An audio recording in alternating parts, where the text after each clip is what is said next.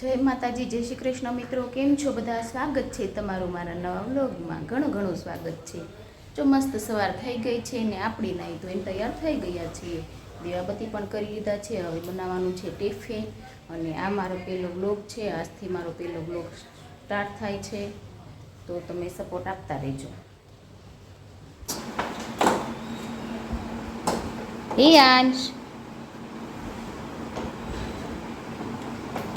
જો મિત્રો, આ ભાઈને નવડાવી દીધા છે, ખવડાવી દીધું છે હવે, અને એ ભાઈ હવે રમે છે. અને આપણે કરવાની છે ઘરના કામની શરૂઆત. આવું અને આ ભાઈની બંને દીદી હૂતી છે ને એટલે એને મજા નથી આવતી, તો મારે ત્યાં રમવું પડે.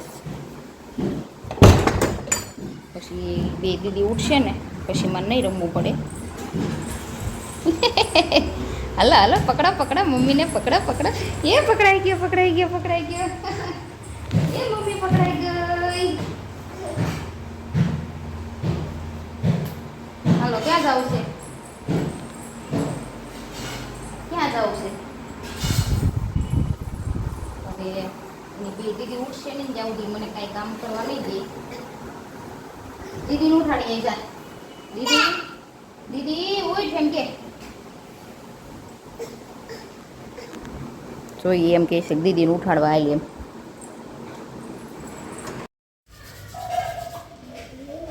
તો જો મિત્રો, ટાઈમ થયો છે 11 વાગ્યાનો અને આપણે બધું ઘરનું કામ પતી ગયું છે. તો હવે આ બધાને તૈયાર કરવાનું કામ લીધું છે હાથમાં. એક પછી એકના માથા ઓળશું. ઓલા ભાઈને તો સવારમાંથી નવડાવી તૈયાર કરી દીધા. આ બંને બે મોડી ઉઠી હતી ને એટલે આ બેન બાકી હતું. તો જો આ બેન માથું ઓળી અને પછી બપોરની રસોઈનો ટાઈમ થઈ ગયો છે. હું તો નવરી થાઉં તો 11 વાગી જાય છે. તમે કેટલા વાગે નવરા થાવ છો જરી કહી દેજો ને કોમેન્ટમાં. અને ઓલા ભાઈ જો ત્યાં માથું નથી ઓળવા દેતા ને એટલે ફેરાઈ ત્યાં કેમેરો લઈ જવાનો. એ ભાઈ છે ને આનું માથું ઓળવા નથી દેતો ને એટલે સાયકલમાં ઘડી બેઠેલો છે એને, એટલે એ રમશે. નકર તો પછી એને સાયકલમાં ન બેહાડવું તો આનું માથું ઓળતી હોય ને તો એ મારા થોડામાં આવીને બેસી જાય. માથું ન ઓળવા દે એટલે એને ઘડી સાયકલમાં બેહાડવો પડ્યો. તો સારું, કન્ટિન્યુ રહેજો બ્લોગમાં.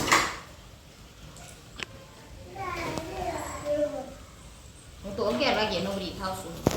11 વાગે નવરી થઈને સુધી બપોરની રસોઈ બનાવું છું અને બપોરે 2 વાગે નવરી થાવ છું. તો જુઓ મિત્રો, મારું માથું ઓળાઈ ગયું છે અને હવે મારી બેનને મારી મમ્મી માથું ઓળે છે. આ ભાઈ જુઓ રમે છે. અને અહીંયા ચીપટા વેરાઈ જોઈએ. એના રમાડવા હાટું કાંઈ પણ કરવું પડે ઘરમાં, નહીતર ધમાલ બોલાવી દે. ઓછું જોવાનું. યાંશ, હાલો અહીંયા દીદીને માથું ઓળવા હાલો. ઓછું જો ને. તો આવું છે કંઈક સવારમાં આવું બધું કામ હાલતું હોય ને છોકરાઓને ખવડાવવાનું ને નવડાવવાનું ને તૈયાર કરવાના ને એવું બધું કામ હાલતું હોય. જો ભાઈ પાવડર લઈને આયલા. બપોરનો ટાઈમ થઈ જાય. પાવડર ઢોળે. જો પાવડર ઢોળે ભાઈ. ભાઈ પાવડર ઢોળે. શાબાશ. એટલે આવું બધું કામ હાલતું હોય. તો મિત્રો, ટાઈમ થયો છે 1:45 વાગ્યાનો અને હવે હું નવરી થઈ એટલે હું થોડીક વાર અહીં બહાર બેઠી. પવન બહુ મસ્ત છે ને એટલે પવન ખાવા તો નથી બેઠી, પણ છે ને આ અહીંયા કપડાં સુકાય છે ને એ લેવાના છે મારે, એટલે હું થોડીક વાર અહીં બેઠી. જો સુકાઈ જાય ને તો ઘડી મારીને મૂકી દેવાય એમ. પછી મારે છે ને એક બ્લાઉઝ સીવવાનું છે એટલે એ સિવાઈ જાય. અને આજ પવન બહુ મસ્ત છે ને તો અહીંયા બહુ મજા આવે છે બહાર બેસવાની.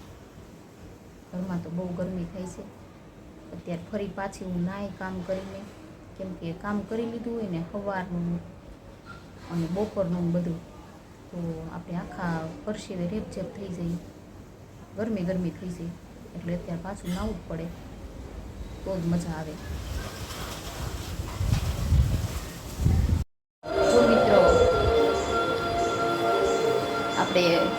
ચા મૂકી દીધી છે મસ્ત મજાની. ચાલો બધા પીવા. મારે તો ચા પીવા જોઈએ હો. અને 2 વાગે હું નવરી થઈ ને તો છે ને આ ભાઈ ઉઠી ગયા. નકર 5 વાગ્યા સુધી સૂતો હોય, પણ આજ તો 2 વાગે ને ત્યાં ઉઠી ગયો.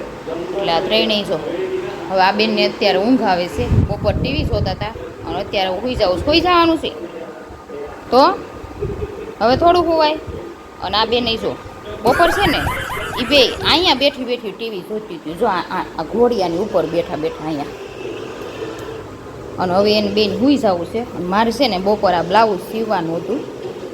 તો આ ભાઈ 2 વાગે ઉઠી ગયા ને એટલે પછી એને સીવવા ન દીધું. કેમ કે 5 દિવસથી કટિંગ કરીને મૂક્યું છે, સીવાતું નથી. તો તમને કોઈને સીવતા આવડતું હોય તો કહો ને, જરીક સીવી ગયો ને મને. હા, તો હું ત્યાં મોકલી દઈશ. કેમ કે આ ભાઈ છે ને, આ ભાઈ એ મને સીવવા નથી દેતા, બહુ તોફાન કરે છે.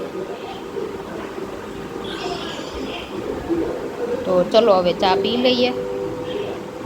ને અમારા ત્રણેય રતન જોવો, જો 2 અહીંયા છે અને 1 અહીંયા રમે છે. જો અને એને તો જો આવું જ કરવું હોય. હા મિત્રો, કેવો લાગ્યો મારો આ વ્લોગ? આજનો વ્લોગ આવો હતો મારો. જો તમને મારો વ્લોગ જોવો ગમ્યો હોય તો મારી ચેનલને સબસ્ક્રાઈબ, લાઈક અને હા શેર કરવાનું ભૂલતા નહીં. ચાલો કાલે ફરી મળીશું નવા દિવસ સાથે, નવા વ્લોગ સાથે. જય માતાજી, જય શ્રી કૃષ્ણ.